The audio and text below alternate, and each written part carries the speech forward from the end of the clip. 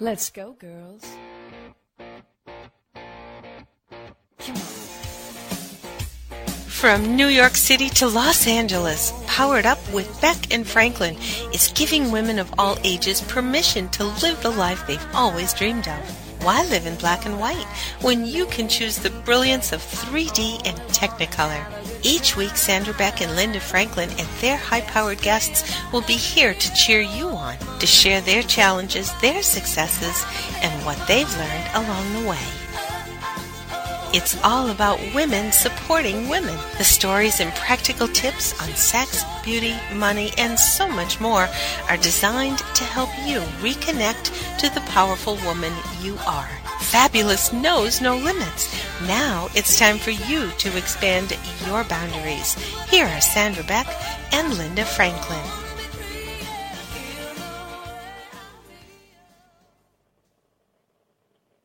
Hey ladies, this is Sandra Beck and I'm here with Linda Franklin, and today we're going to talk about me time. Now, I've done a lot of shows about me time and I really struggle with the concept of me time because, you know, I've got 2 kids, I've got my 84-year-old dad, I've got 3 dogs, I've got a company to run, I've got a brother that comes in and out from Germany, Denver, wherever he is, he shows up with 2 hours notice. And, you know, in a perfect world, all these would line up like kind of like little, I don't know, like little Legos, you know, and lock in where they're supposed to be.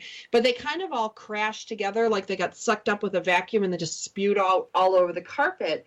And as I've worked on my spiritual journey and allowing myself to meditate and getting good at it and stay in my seat and all these things, it's kind of like trying to pray while you're on a roller coaster, or sit down and have a peaceful cup of tea and, you know, you're in some sort of, you know, Mr. Toad's Wild Ride that kind of jerks you back and forth. And I feel like I'm a ping pong ball sometimes, bouncing from sacred space to, you know, cleaning up a kitchen mess, to bouncing over to here to handle a problem with handbells and a, you know, broken computer charger. And I know that there's a way to have me time fit in around everyone else's needs and everything else that has to get done, but I'm not real good at it. And I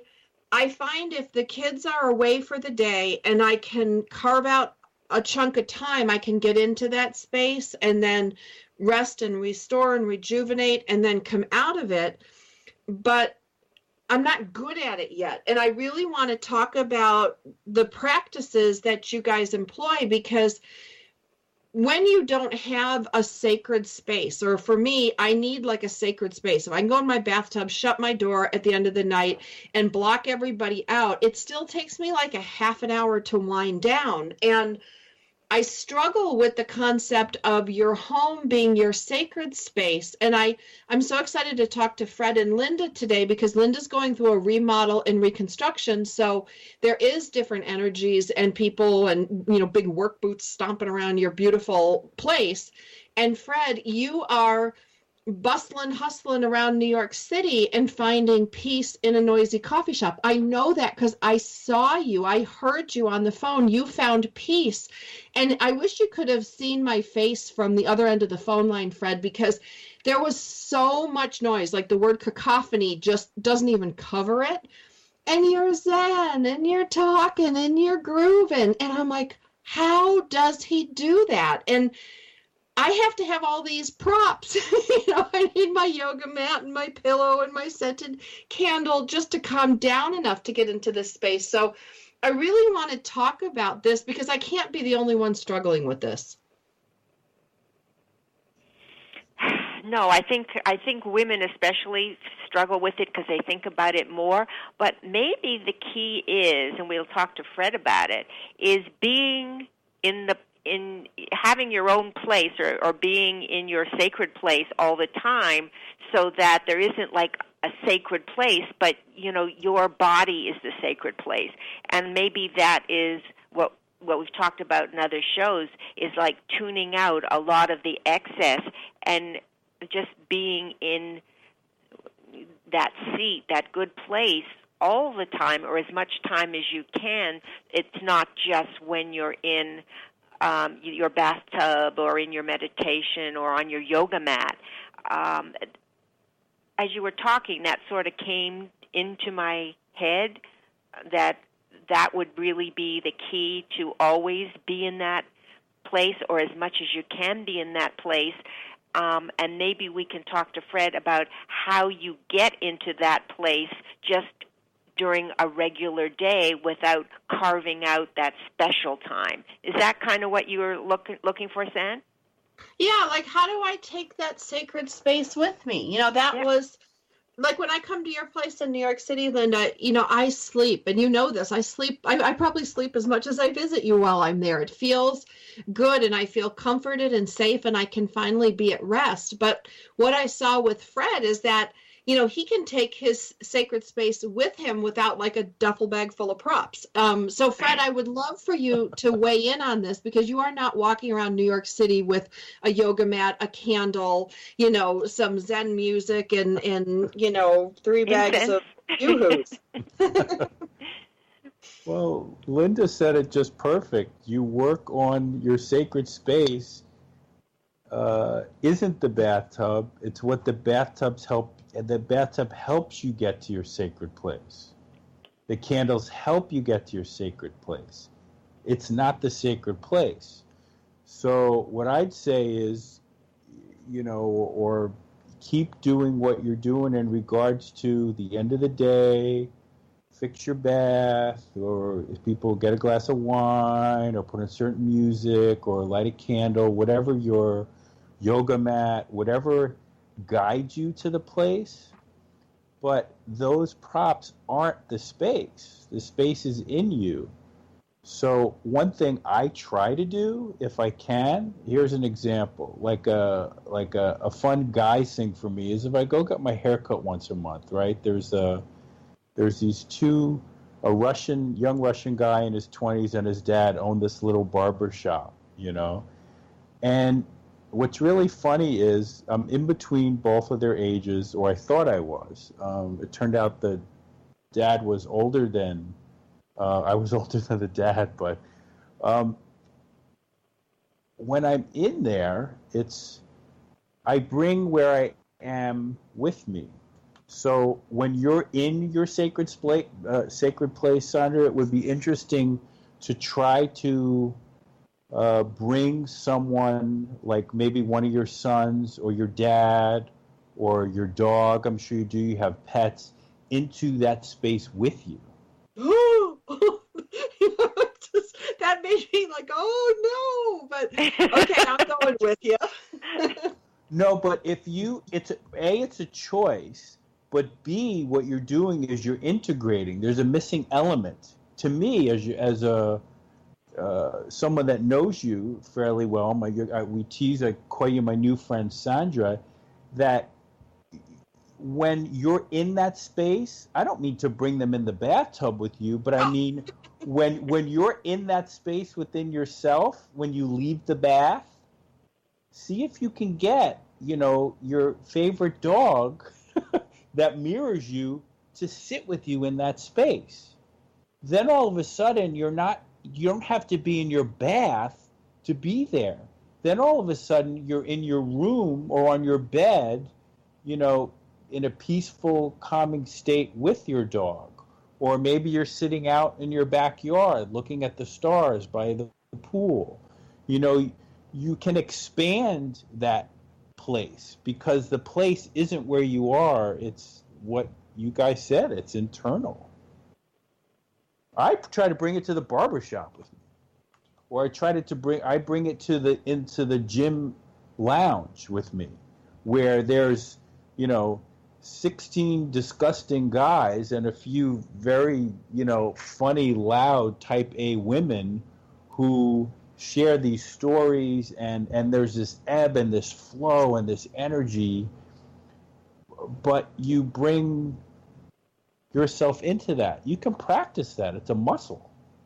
We have a great sponsor today on Powered Up Talk Radio, Organifi, and you can go to Organifi.com to get 20% off your order with code POWEREDUP. Organifi is an organic superfood company that I love and use daily. From their plant-based vitamin-packed protein powder to their green juice, red juice, I get what I need every day without the mess of a juicer, the time it takes to chop, and clean the fruits and veggies, and most importantly, I have the confidence that I know what is going into my body and I'm getting what I need. See, I'm a soul-supporting single mom who cares for my 84-year-old dad and my 2 teen and preteen sons. I'm busy. See, I don't need to thrive. I have to thrive. Because on top of that, I own and run my own business that supports us. Talk about stress. I need these powerful nutrients, antioxidants, and immune-boosting herbs, along with my protein, vitamins, and minerals to knock it out of the park every day, each day. Because if I go down, we all go down. And that's not happening on my watch. And taste, gee, with all the goodness for my body, I don't really care. But I was really surprised to find out how good this stuff is. What a bonus. Try it for yourself and see how you feel. That's Organifi.com to get 20% off your order with code POWEREDUP. Organifi.com, code POWEREDUP.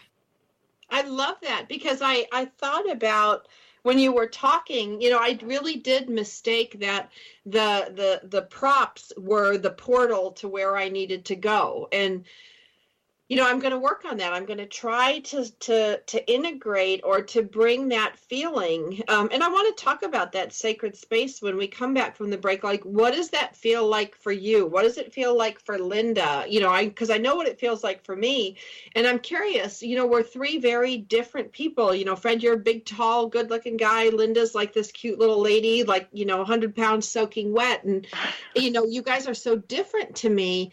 It would be neat for us all to share when we come back from the break. What does it feel like to be in your sacred space? And, how do you define it? Is it a place that as Fred said, he carries it with him? I would like to know how to carry it with him.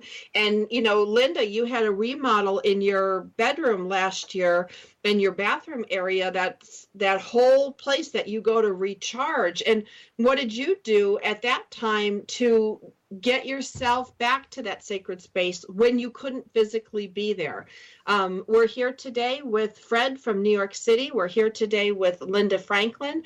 I also want to encourage you to go to our Powered Up Community Facebook page. We have not only lots of our episodes up there, but we have great dialogues after the show about the things that we talk about and that we didn't cover and areas that we can discuss. Linda, it's really fun to go to the Powered Up Community page. Yeah, I go there every day, and I just encourage people to write their experiences down. Just a quick little thing, and we'll answer you back. And who knows what gem is going to appear there that's really going to help you make some wonderful changes in your life.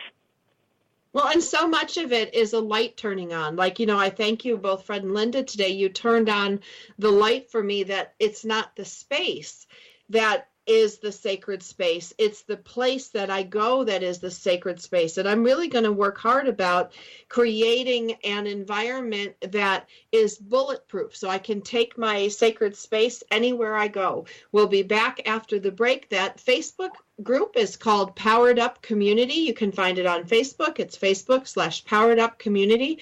We'll be back after the break to talk a little bit more about sacred spaces.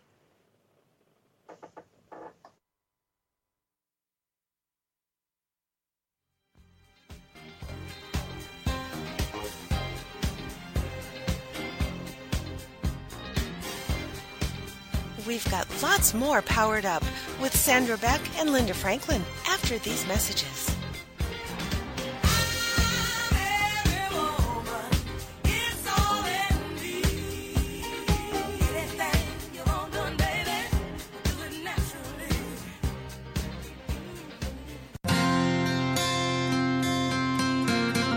Would you like to know how to bring more ease to all the decisions you need to make in life? Knowing your core values is the first step in Joyce's free live masterclass. You'll discover your top 5 core values in as little as 45 minutes. Join her now at freegiftfromjoyce.com.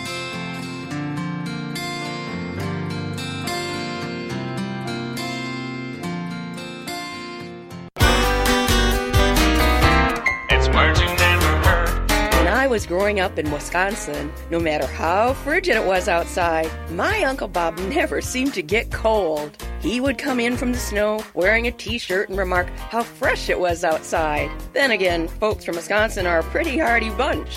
As America's official dairy state, the cows have been known to give ice cream instead of milk when the temperatures drop. What's a word for a giant snowball that is formed by rolling a smaller one through a field of snow? Hog-em-a-dog. Megla is an old Scots word meaning to trudge laboriously through the snow. And mufflements is an old Lancashire word for thick, warm, insulating clothes and gloves. Don't forget that you shouldn't try and send text messages if you're standing out in the cold. It can lead to hypothermia. It's words you never heard. I'm Carolyn Davidson, and you can have fun challenging your words you never heard vocabulary with my free app, Too Funny for Words.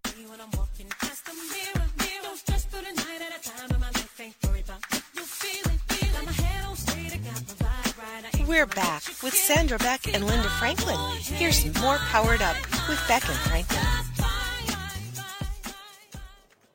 Hey ladies, this is Sandra Beck, and we are visiting today with Fred from New York City. And Linda, I love the concept of a sacred space. And when you Google it, it's all about the stuff. Like you need flowers, you need a relaxing color, a yoga mat, yoga blocks, candles. You know, when you look up sacred space in Google, it's all about the stuff. And I'm wanting to know, what does your sacred space feel like? Not what's in it, you know, not where is it, but what does it feel like when you're there? Yeah, I mean, but you're right. It's always about when they talk about a sacred space, it's like, yeah, I'm getting a massage, or I'm just relaxing, getting a pedicure, or I'm on my yoga mat, or whatever. I really love the last segment when we said it's not about the stuff, it's about where you are. And not physically where you are, but where you are in your consciousness, because you can take that with you no matter where you are, because you take yourself wherever you go, right? So you're not always going to have that. And you said, like last time in the last segment, that I did a renovation, and my sacred place is always my bedroom because it's beautiful and it's light. And but I was doing the renovation. It was like hell in here. It was horrible. I didn't have my sacred space. But I learned to just be okay no matter where I was, and to me that just feels like peace. It feels like peace and quiet. It just feels like nothing can upset you. It's just quiet. It's just relaxing.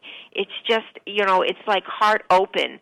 And I've told you that Lucy, my dog, helps me with that because she opens my heart like nobody else. So if Lucy is with me, it makes it even better because I just love looking at her. Just looking at her or kissing her belly is my sacred space. It just feels so good.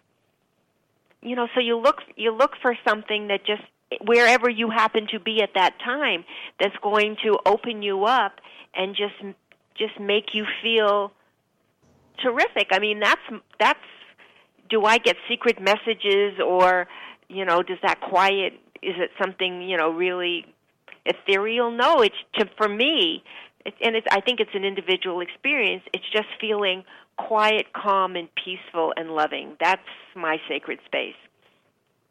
Fred, I'd love to know what your sacred space is like. Peace, deep peace. And I think it's personal, and it depends on the day. And I think it's more an alignment, internal alignment, than an actual space. But I do have, like, rituals that I like to do, you know, whether it's sitting in the park before the gym with an iced tea and put my face up in the sun for 10 minutes, or hugging there's this giant tree in a park downstairs from my apartment, and at certain hours it's very, very quiet, you know, and there's just a lot of nature chipmunks and squirrels and birds, and I can just sit and be in nature. I think that helps me align to that also. So I do have my rituals, whether it's like a long hot shower or bath, in the dark. I like. I have my rituals, but my rituals are alignment tools. And I think if I'm quiet and still, and it's easier to align to my sacred space, my internal happy space.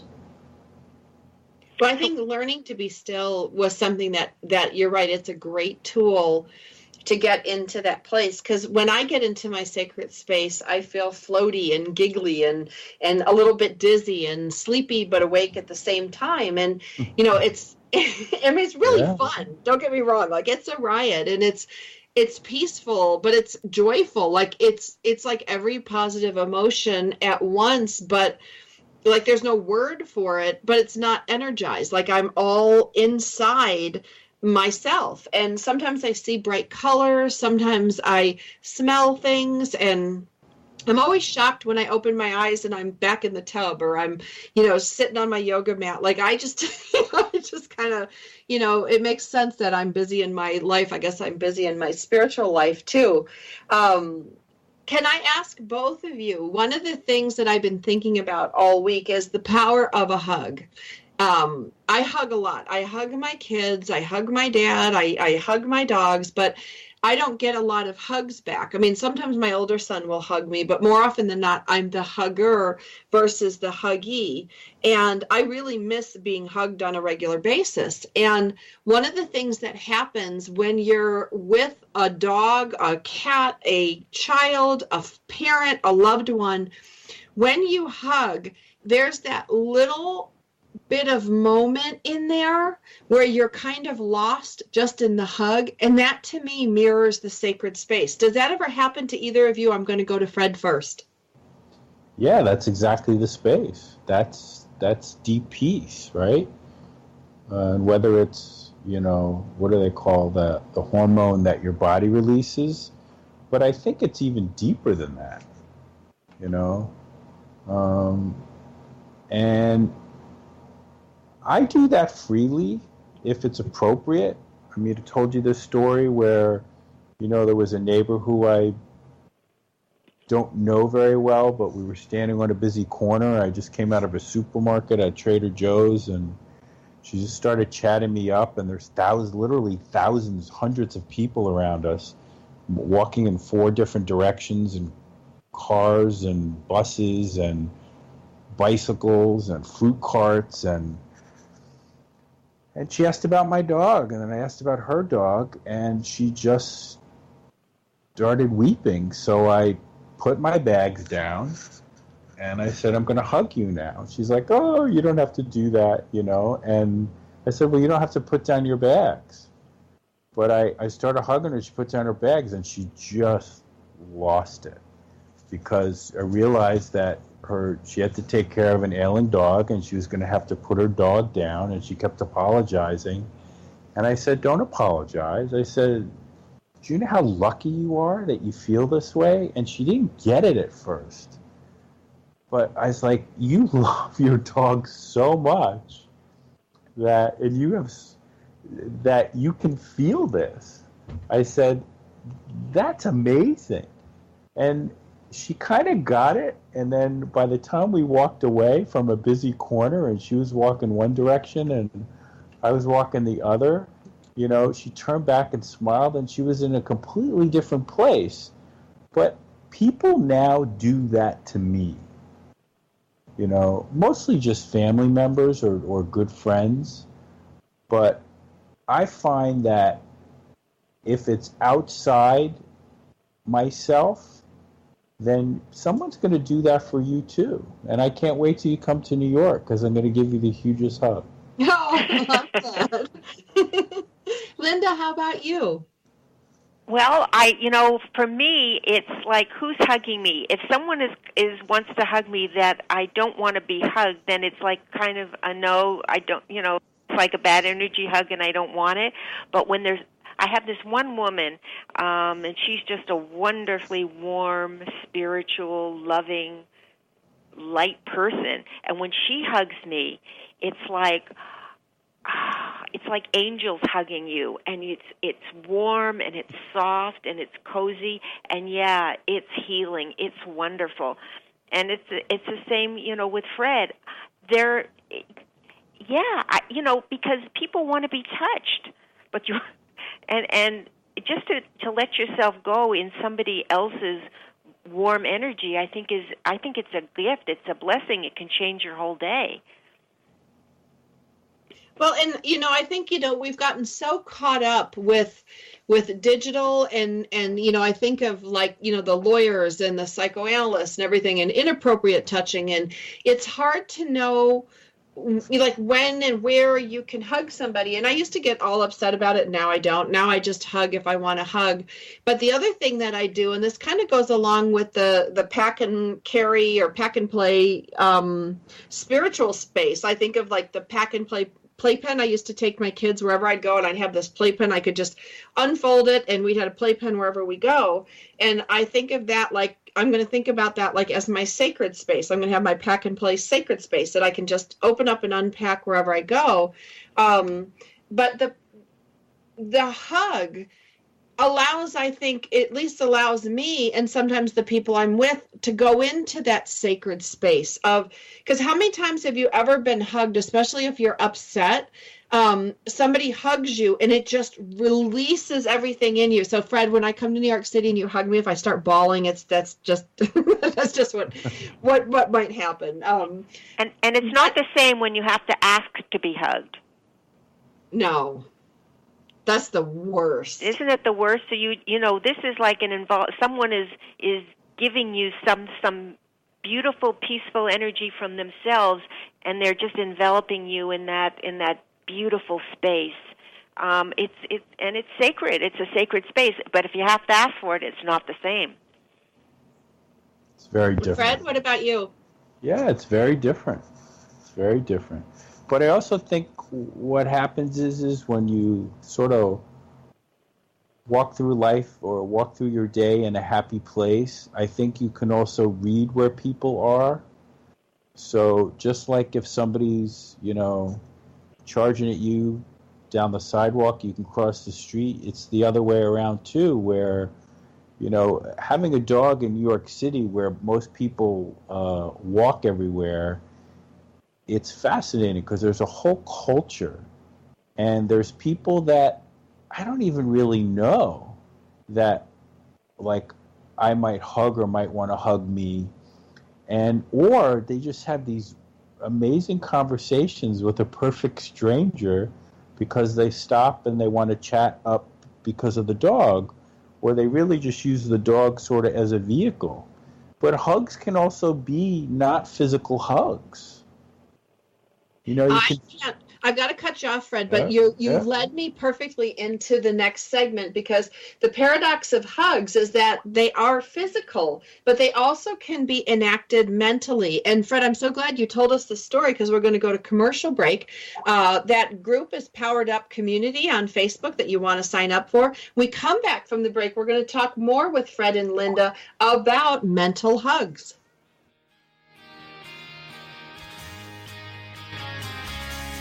We've got lots more Powered Up with Sandra Beck and Linda Franklin after these messages. This is for all you girls about 42. Tossing pennies into the fountain of youth. It's words you never heard. Gifts may gladden girls, but they seem to burden guys. That's what a recent study by Live Science says.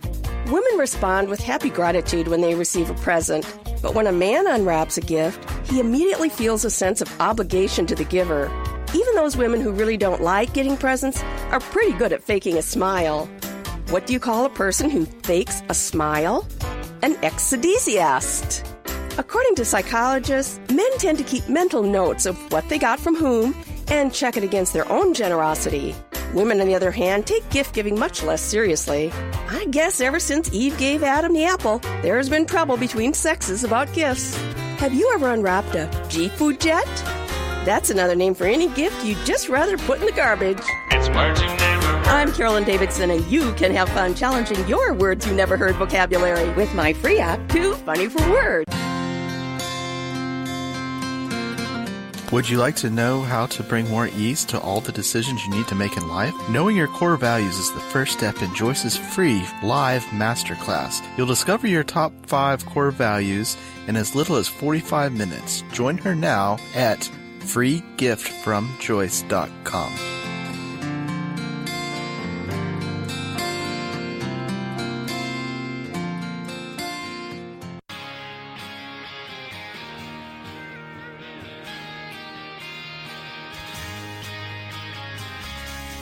We're back with Sandra Beck and Linda Franklin. Here's some more Powered Up with Beck and Franklin. This is for all you girls about.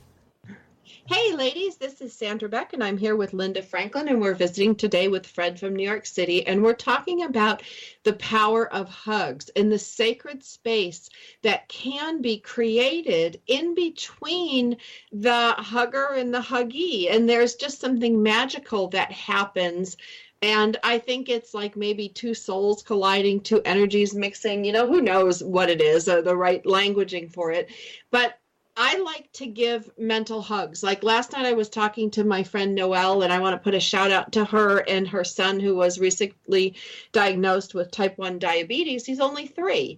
And she was talking to me on the phone last night. We talked till the wee hours of the morning, and we're like 100 miles away. So I kept sending her these hugs, like I would close my eyes and just imagine myself hugging my friend and patting her back and telling her it would be okay. And it was weird because sometimes she's like, oh my God, I'm feeling so much better. And I would have just like sent her a hug in the last, couple of conversation breaks. And I do think that you can send energetic hugs to people. I think they can feel it. And it's just as simple as imagining yourself hugging that person and giving them a hug. I'm going to go to Linda first. What do you think about, virtual hugging? I think it's a wonderful thing, and as you were saying it, what popped into my head was, why don't we give those virtual hugs to ourselves more often? Because if we could give those virtual hugs to ourselves, think of how comforting it would be. That could be your sacred space, is just your virtual hugs, because we've been talking about lately. San and I have been talking about this inner child stuff, because I had a birthday, and on the cake was a picture of me at 3, and then another picture at 33. Well, 33 didn't matter too much, but the little kid on the birthday cake, I don't know, it got me very emotional. So lately, I've really been talking to my inner child and sort of taking care of her as a mom and giving her virtual hugs, but at the same time I'm giving myself virtual hugs. So I think that that's really important, that we honor ourselves and do it for others, but do it for ourselves, because that virtual hug's a sacred space for us. Wow. Fred, I'm going to go over to you. Yeah, I just say, wow, that's amazing. I mean, most people are better at taking care of others than themselves, so that would be kind of like an interesting, kind of like a homework assignment. Like, wow, maybe I should just practice doing that, because I would do that, like I said, with somebody on the street, but do I do that for myself? I can't even think that if I ever have. Not consciously. I mean, I align myself to my happy place, my sacred place, but I don't think of myself as caring for myself in the way that you had, like to look at, that picture of you as a young child and to say, wow, I'm going to nurture that little boy in me and honor that little boy in me, and take care of that. That's a pretty amazing, powerful thing. Yeah, it is, and I think it's very healing too, because so much we've carried so much stuff with us all of our lives, and then to go back and tell that little girl or little boy how special they are and how proud you are of them and how much you love them. I think it's, as I said, I was doing it with me like I was her mother, but I don't think it matters, It's just giving them the love and honoring them for being as special as they are. I think it's really important we do that for ourselves. Yeah, I have a lot of, especially maybe it's a guy thing, but I have a lot of male friends that don't or can't even look at pictures of themselves when they were younger, which is kind of bizarre. When my parents were passed, and we kept some of the pictures. We went through family photos, and I kept one. There's this little picture of me, I think during my first haircut, and it was in some little rocking horsey barber chair, and just screaming at the top of my lungs, like you could just. And it's a cute, very funny picture. And so that's out of all the hundreds or thousands of pictures where I kept that, and it's in a little frame on my little bookshelves in my little dining room. So it's interesting though. Now I will look at that differently, and there were always stories about that little kid, but I don't really have a relationship with that little kid. But it's interesting. Maybe that's a guy thing versus a female thing. My male friends don't even have pictures of themselves as a little kid. I mean, I happen to have that out because we, just settled my family's estate. So, and that was just a funny picture that I had never seen. So that's what I kept out. But maybe I'll do that. Maybe I will,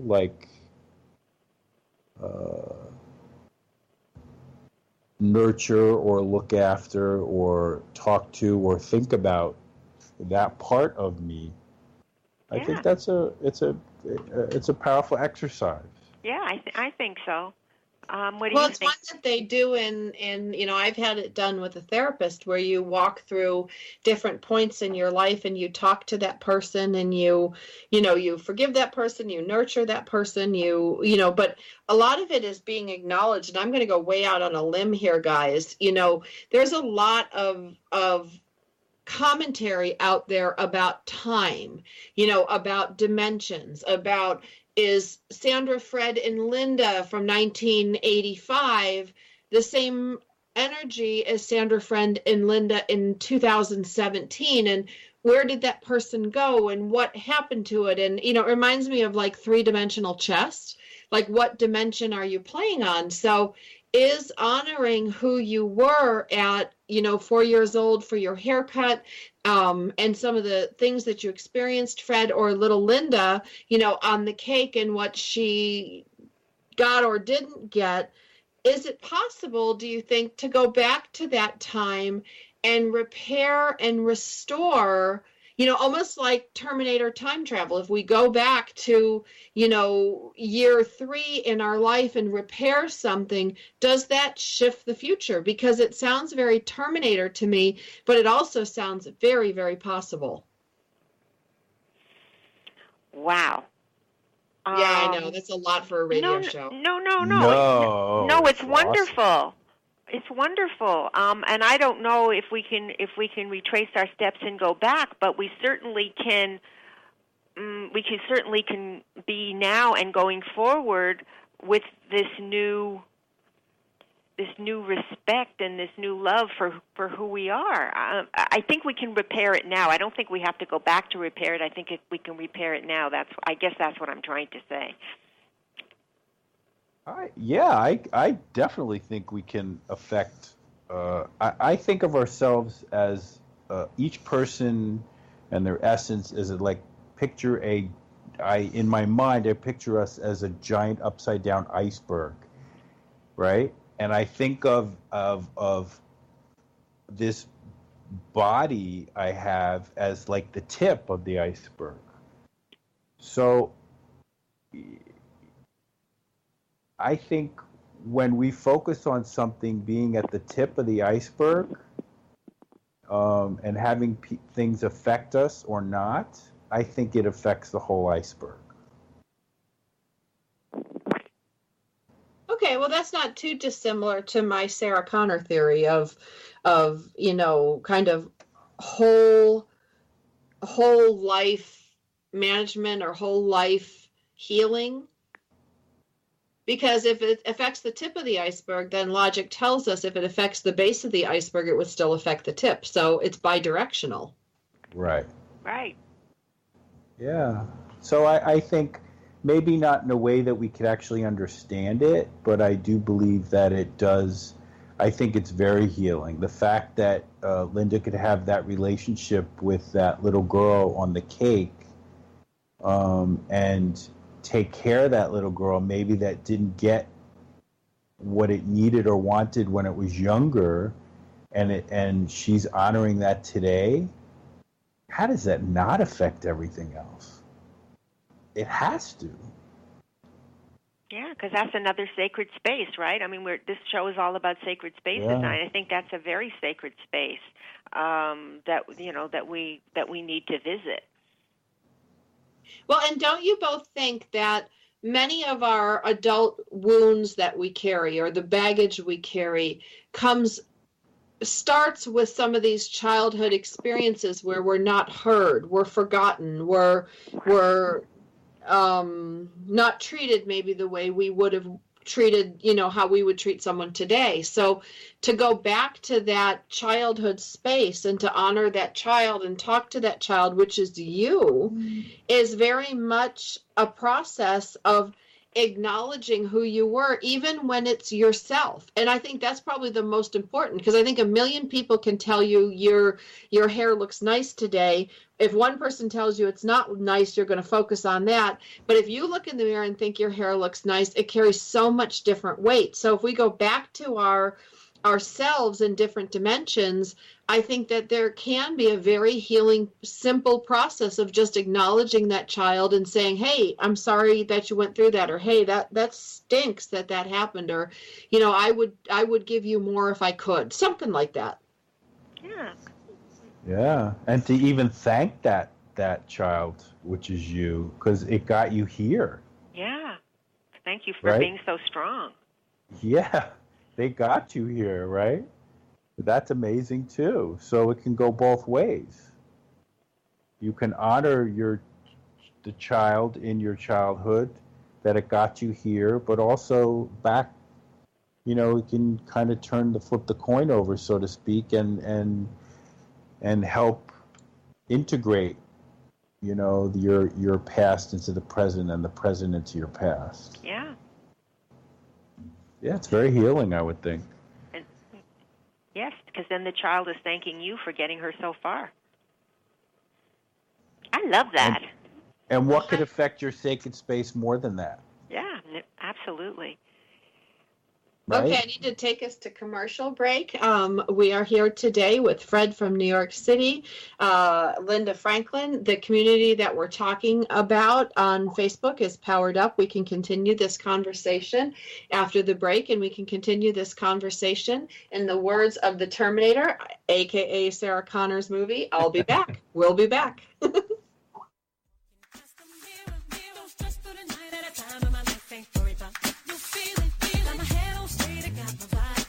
We've got lots more Powered Up with Sandra Beck and Linda Franklin after these messages.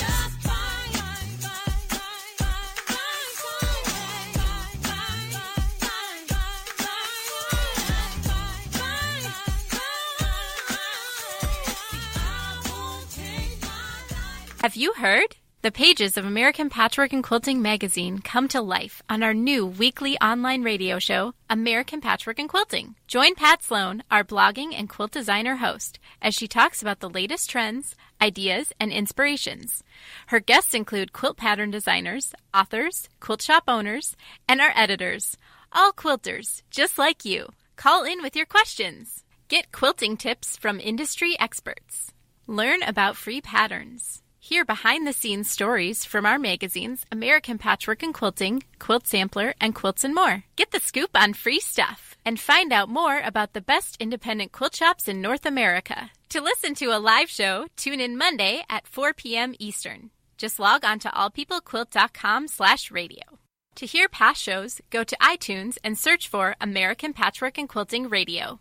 We hope you'll join us because we know that quilting changes everything. Secret Cuisines and Sacred Rituals is a quest, a place, and a feast. Join host Vilasi Venkatachalam every week to explore myths, mystique, old medicine, and brilliant modern solutions through a dazzling kaleidoscope of cuisines, cultures, and cures. This is the place where tribes gather, strangers and familiars, to be memory keepers and makers of our evolving, enduring, evergreen, spoken legacy of wisdom and ingenuity. In Velasi's words, when we do old things in new ways and new things in old ways, we paint with an inspired palette, weave our own healing traditions, and become our own guru. Vilasi is a troubadour of secret cuisines and sacred rituals. She collects stories of wisdom, ingenuity, and grit. She believes wellness and transformation happen when you stand at the threshold of delight and discovery. She displays her hidden penchant for drama when she leads the Safari at the Supper Club. Her favorite pastime is to extol the marvels of cuisines, cultures, and cures. To her audience in workplaces, seminars, and salons, her mantra is, be your own guru. She is a biochemist, botanist, and alchemist who likes to churn delightful, useful things from a brew of art and science, ancient and evolving, old medicine, and new cures. Join Vilasi every Friday at 11 a.m. Eastern Standard Time, only here on the Woohoo Radio Network.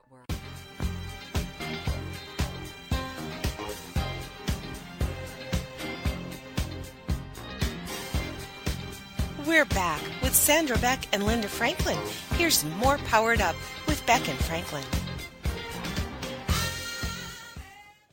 Hey, ladies, this is Sandra Beck, and I'm here with Linda Franklin and Fred from New York City, and we are talking about sacred spaces. And, you know, Linda, when I went to see you guys, you and Fred last year in New York, I did this little exercise. I think I talked to you about it.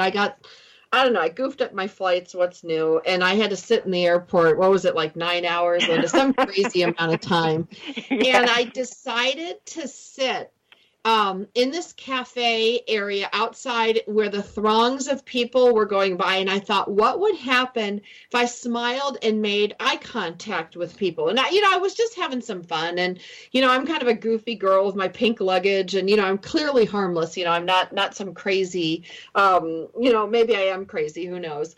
But I sat at this corner. And as people would walk by, when I would smile at them and make eye contact, I would make a little check on my napkin with my pen to see how many people would smile back. And other than a couple people that were on their phone and I couldn't make eye contact to, everybody smiled back. Like there was not even the grumpy mother or the, old man trudging off the plane or the, guy from some country or girl from some country who would know where. And it was really fun because it was like my own little smile experiment. And I was so happy, and I wasn't doing anything, just sitting at the table grinning like an idiot to people coming by. But it showed what a difference the world can be. And that to me was another sacred space. I'm not traveling with anybody. I'm sitting by myself. I think I had like a Diet Coke and, maybe a hot pretzel or something, whatever they serve, is airport food. And I just smiled and I just acknowledged people as they went by with a warm smile. And it was super cool. No, it's nice. And I'm noticing now because I'm working at this. This is a job. I'm working at it because I really love to see the changes in the advances that I can make. I never would walk down the street smiling at people because I had that face like don't come near me because I'm not looking for trouble.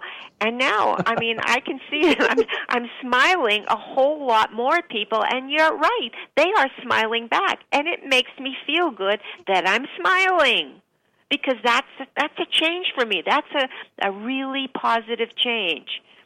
And then, of course, when you're walking an adorable little dog and people stop and, do that, I mean, that even makes it better. But, just walking by myself and smiling, people are smiling back. And I'm noticing that, and that makes me feel good. That's another being in a sacred space. It may only be a minute or 2 or 3, but it just sets it up. It just feels so good. It doesn't take much. So I think that we all have to find, different things that put us in our sacred space, whether it's a smile or a hug or whatever we're doing, or looking at the baby picture, all the things we talked about. What is it for you? And I think when you identify it, you'll know, because you'll get that little flutter in your heart that says, this is working, this is good. Silence. Well, because I was thinking about the power of a smile. I mean, I have a tendency to grin like an idiot all day long. I can't help it. I'm just happy. I mean, I was born happy. I had my sad period, and that's over now. But it's just the way I'm made, and I can't imagine going through life without smiling at somebody. And, every time I tried to Google stuff for this segment on the internet, it just comes out with like teeth whitening, teeth straightening, teeth this, teeth that. But the fact of the matter is, I don't even know if people have teeth when I'm smiling at them. All I see is the happy eyes. Like, it's like my energy goes out and gives a handshake to their energy, and then their eyes light up, and then the energy bounces back. It's like I'm rubber, you're in glue, whatever I say bounces off of me and sticks to you. I mean, it's magical, and it's free, and it's simple. Yeah, so you don't need your bathtub, you don't need your yoga mat, you don't need your wine, you don't need your singing bowls or whatever. I'm not saying that you don't use those things, because they help you with all of that, but that isn't the place. That those are props to get you to your place. And we're saying we really don't need props. It could be as easy as a smile or a hug or looking at a baby picture. What about you, Fred? Do you smile a lot? I think I do. I think I'm oddly, with lack of a better word, giddy a lot. So people think I smoke a lot of dope, and I haven't smoked dope in probably 35 years. So I guess I do. But what's really interesting is, and I don't want to, what happens or what challenges you when, I was going up, I think I told Linda this story, I was going up a Barnes & Noble staircase, and there was a woman who was standing at the base of the escalator, and so I just smiled at her and said hello really nicely, and then passed her on the escalator and went up and went out to the street. And you might want to edit this out, but I heard someone screaming and cursing, right, half a block. Finally, I turned around and I looked, and it was her. Ooh. And she was pointing at me. And I thought, wow, this is a really dense, very unhappy person. So instead of being affected by it, I actually said out loud. I only turned back once, and when I saw that it was her, and she pointed, and I was like, ooh, this is a really, she's in a very bad place, or she's a very negative person. So I just said out loud, I kept saying, bless your heart, bless your heart, bless your heart, bless your heart. I literally out loud. I was like one of those crazy people on the sidewalk, because I was walking amongst people. I was doing that. And then I stepped into the street, across the street, because it was so bad I didn't want to be around it. So I think I am in a really good place a lot, and I enjoy that, and I share that. But what's really interesting is every once in a while, if you live literally amongst millions of people and they're all on foot traffic, and you're in public and you're in certain neighborhoods, it's possible that you can come across that. So I make sure that unconsciously, and now maybe consciously, because you guys, we can talk about this, is I don't let that affect where I am. And that's really interesting for me and challenging. Yeah, because you want to protect your sacred space, right? You don't want that invasion into that, and I think that we have to be protective of it. And I do. That doesn't mean closing off your heart or doing anything, but we want to keep the bad stuff out and let the good stuff in.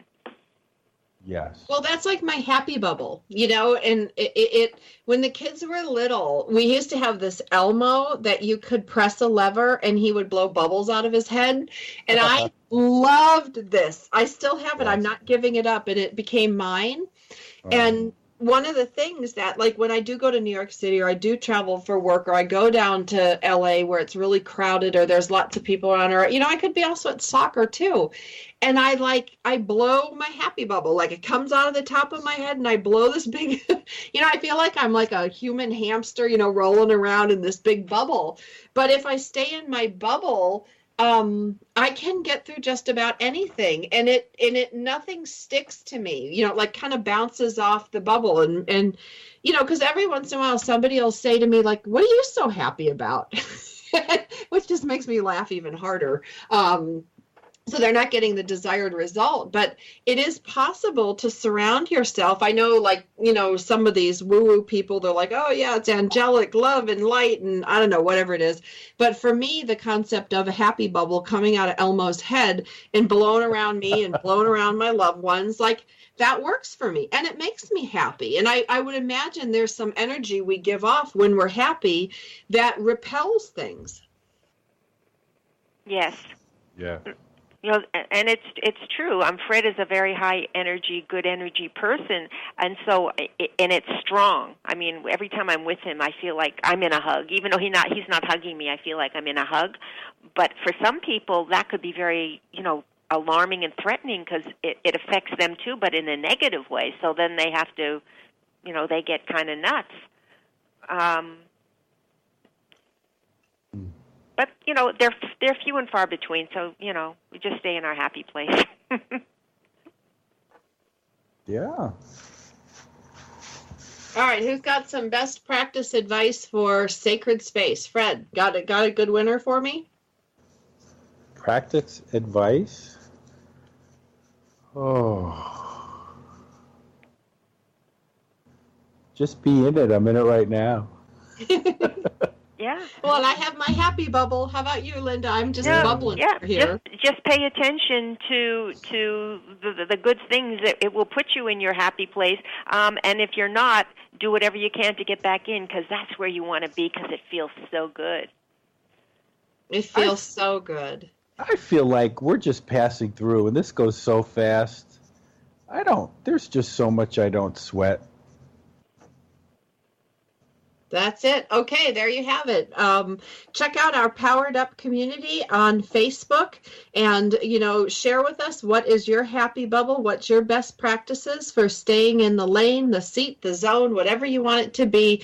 Creating your life here can be magical. It can be wonderful. Both Linda and I and Fred have walked this earth for, my gosh, like 150 years total. And we've learned a few things around the way. And we've also, worked hard on mastering some of these. So I encourage you guys to make your best possible life starting now. We'll be back again next week. We're so glad you joined us for Powered Up with Beck and Franklin. Sandra Beck, Los Angeles-based single mother and technology company owner, knows what it's like to be fit, funny, and fantastic in your 40s. Linda Franklin, a New Yorker with a successful marriage and promise